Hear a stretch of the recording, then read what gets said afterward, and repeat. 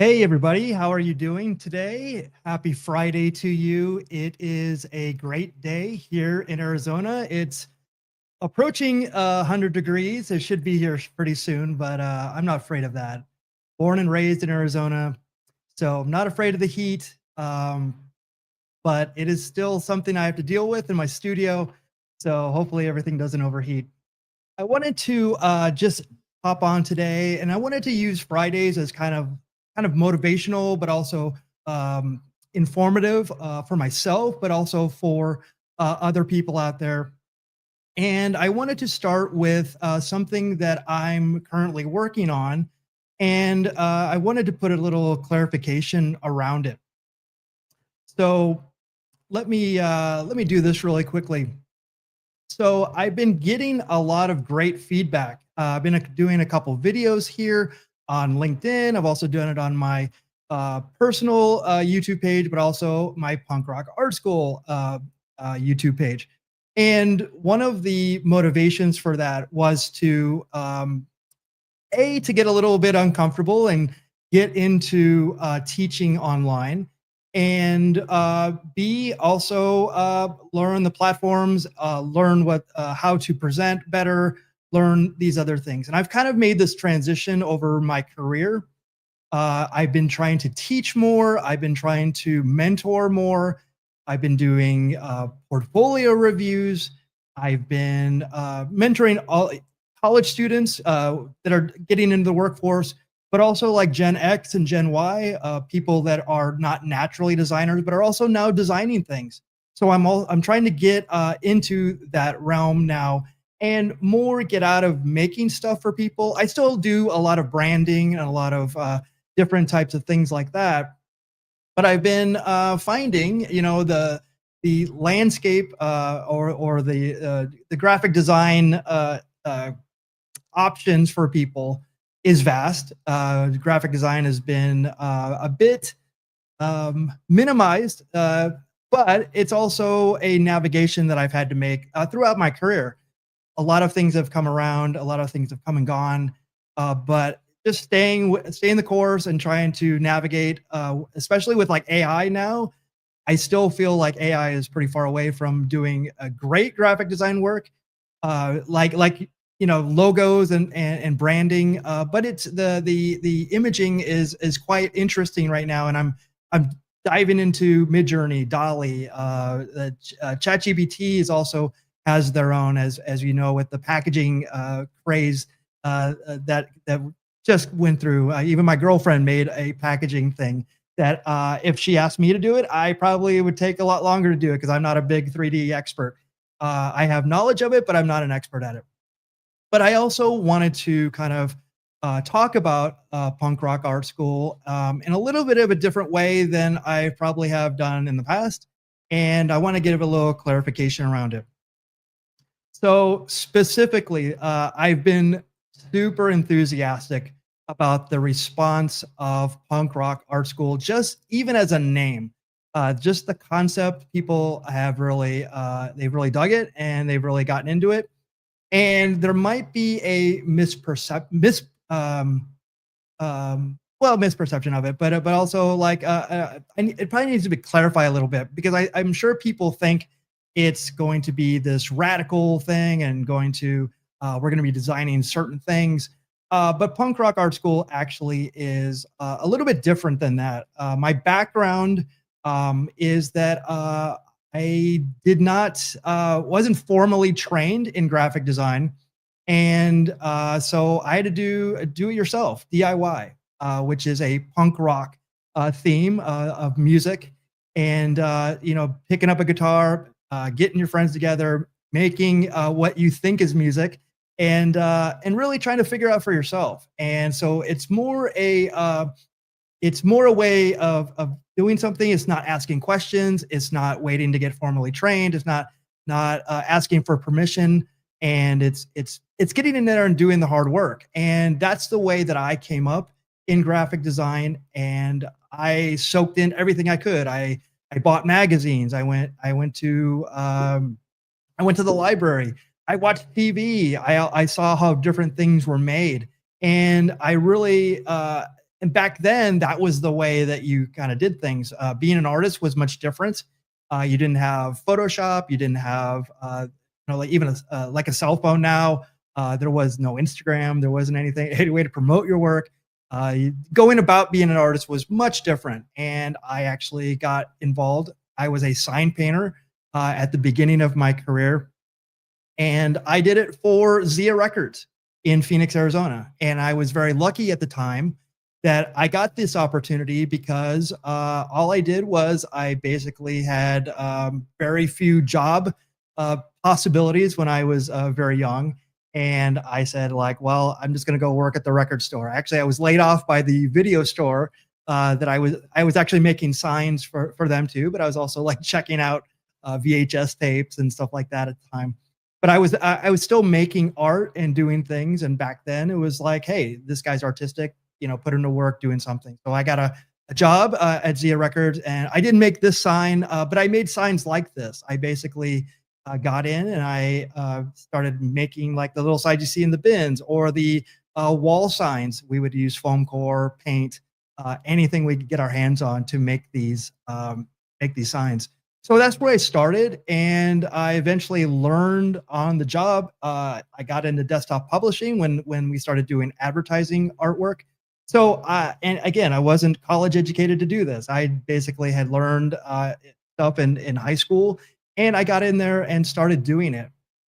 And I was quite fortunate at the time to meet a couple people that were really influential at the time. I was lucky because I got to meet bands. This is King Buzzo from the Melvins, and I got to meet bands, and I got to interact with other creative people that were making music, that were making art, and it was a very formative time that I got. And I say that it was my college only because that's what I was doing at the time. I didn't, again, get formally trained. The stuff that I would have been learning would have not fit me, and it wouldn't have fit the narrative of kind of where I was going, or kind of what was even at the so this was the early 90s, and then at the end of the 90s it was a totally different ball game. There was Mac computers finally started taking hold. There was a lot of more desktop publishing, so I kind of had to evolve with it, even though I wasn't formally educated. I met two people at this time that were very instrumental in my development. The guy with his arm around me is Brad Singer, who's unfortunately no longer with us, and he was the owner of Zia. And I was very lucky and fortunate to meet him in the time that he still was around.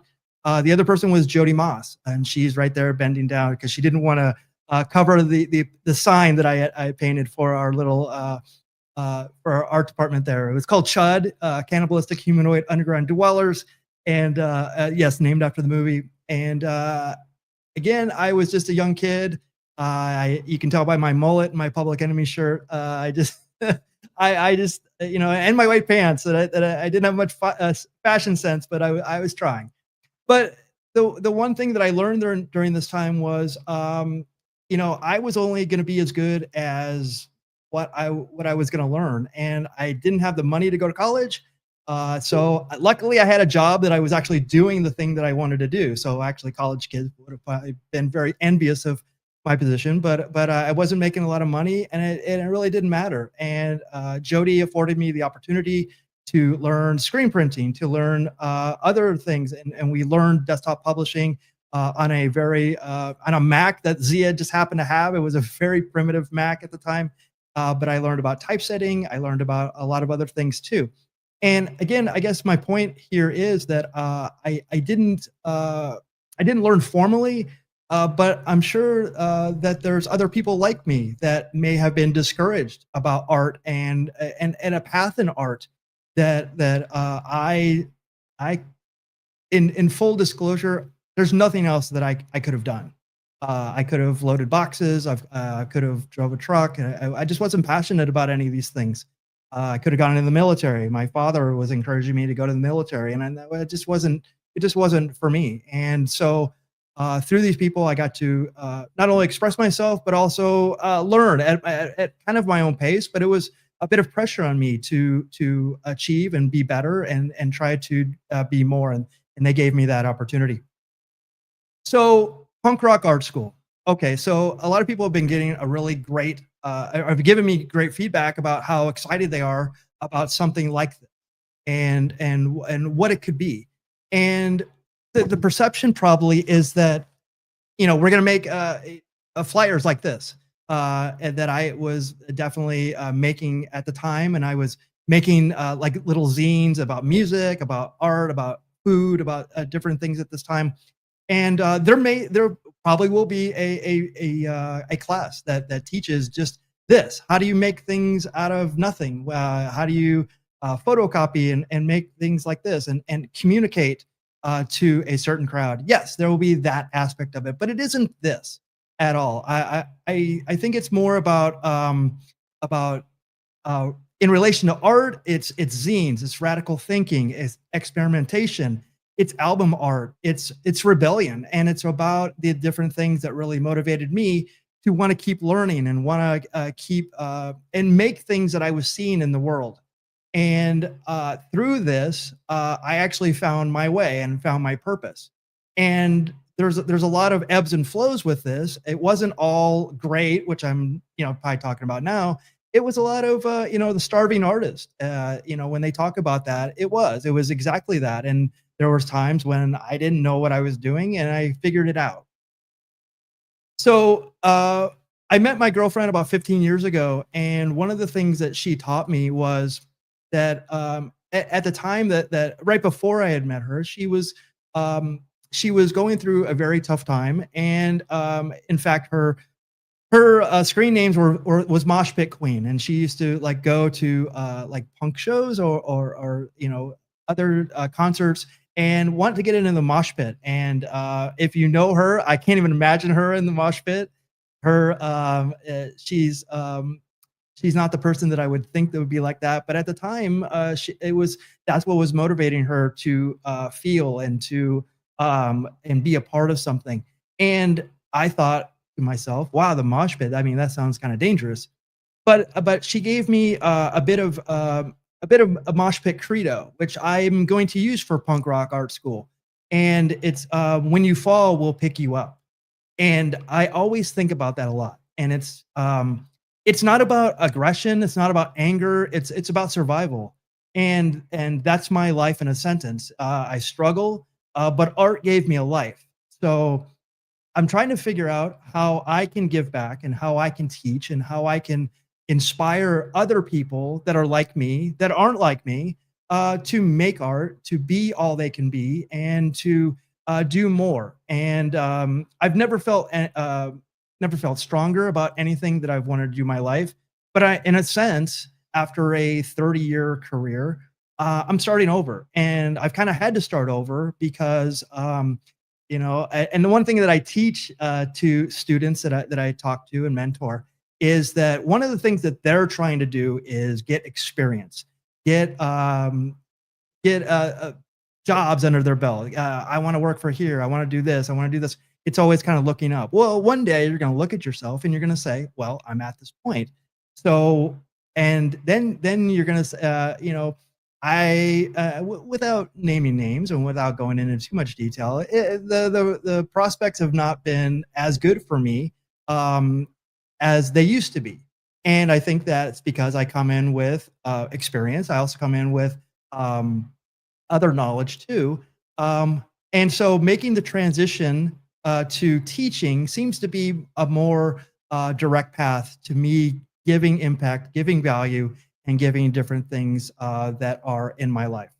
And I think that I can give a lot of value. So Punk Rock Art School was born, and it's going to be a podcast, which I've already had people, I've talked to people. I have more coming up. I'm going to be putting those out shortly. I'm also going to be teaching different classes, and I'm going to be teaching different typography things. I'm going to teach graphic design. I'm also going to teach the business of graphic design, which I don't think a lot of people got or have, and I've lived it all. So I'm going to be giving a lot of design wisdom, a lot of different things that it's kind of unconventional. It's raw. It's also from experience, and I'm passionate about this. Again, I'm starting over, So it's a bit of a uncomfortable place. I'm not as good as putting out things every day, but I think that I'm going to get into that routine, and I'm gonna put more stuff out there because the very few things that I have put out there have been received well, and I'm thankful for that. But I still feel like there's a ton more work to do, and I'm okay with that. But again, I'm probably going to be explaining this a little bit more and going more into depth and more into kind of what I'm thinking about these classes and learning platforms and mentorship. I'm going to be giving a lot more on that in the future and weekly. I have to really hold my feet to the fire, punch fear in the face, and make this happen. So I again, a lot of this is more for accountability, for you to keep me accountable, but I'm also going to keep myself accountable as well. Um, in that, there is I've been involved with Type Thursday Los Angeles when I was living there. And Type Thursday is a global community of designers and creatives who come together and share their passion for typography. The community hosts events and meetups every Thursday in various locations around the world. So there's chapters in Atlanta, there's chapters in New York City, Chicago, Los Angeles, Philadelphia, San Francisco, Seattle, but also internationally as well in Berlin, London, Tbilisi, Barcelona, Mexico City, Moscow, Italy, Armenia, Colombia, Romania, and Spain. Well, although this has not been formally introduced, I wanted to give you a little bit of insight that Type Thursday Phoenix, Arizona is coming soon. How do I know this? I'm going to be the one behind it. And I'm going to make this happen. And I've talked to Thomas Jocklin about this. He runs Type Thursday Global. Again, it is in the formulative time right now. I'm still looking for venues, and I'm reaching out to. I'm going to be reaching out to people in AIGA LA and I'm sorry, AIGA Arizona for more support on this. But I think that from the initial talking about this in the community, I think that there is a need for more typography, not only lessons, but also mentorship. And I think there's a lot of Type Thursday or type related issues that we can bring up every week. And I think people will get really excited about this. And so I just wanted to put that out there that this is happening. And let me know in the chat. Let me know if you are excited about something like this. Also, next week, I'll be going to Orange, California to the OC Portfolio Review. This is at Chapman University. Chapman was one of my first times that I got to teach.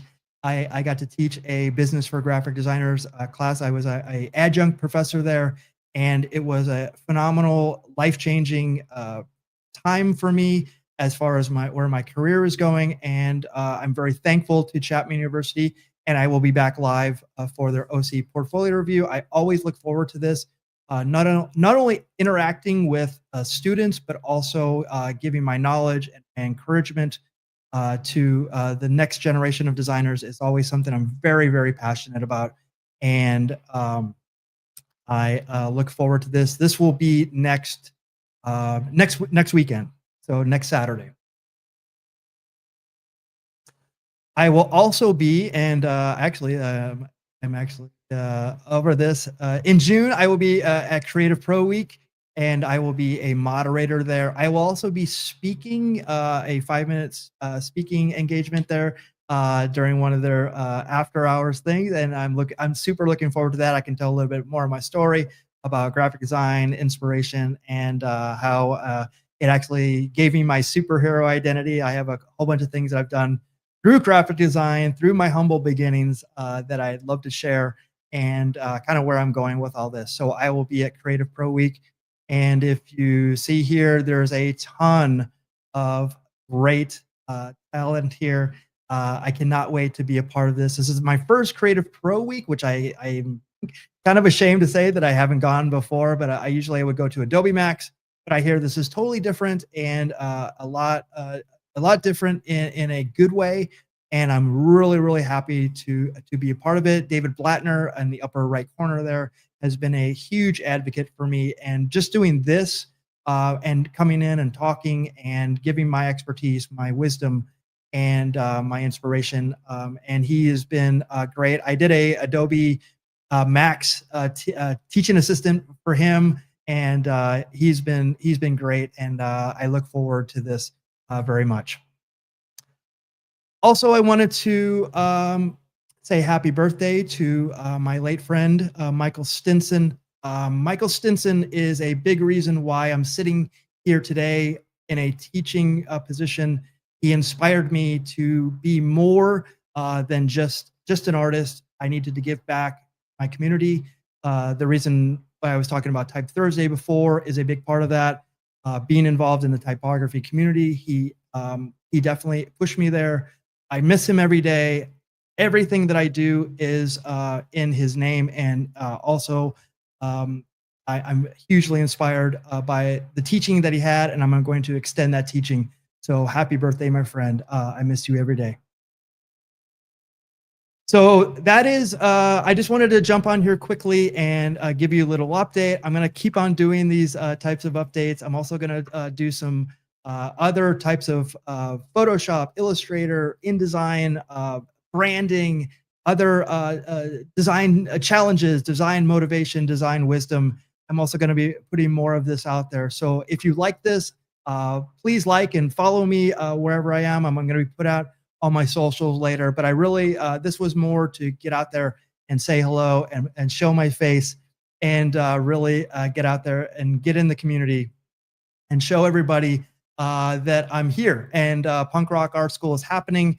And I wanted to thank you all for watching and interacting with me. So we'll see you next time. And thank you so much for watching me today.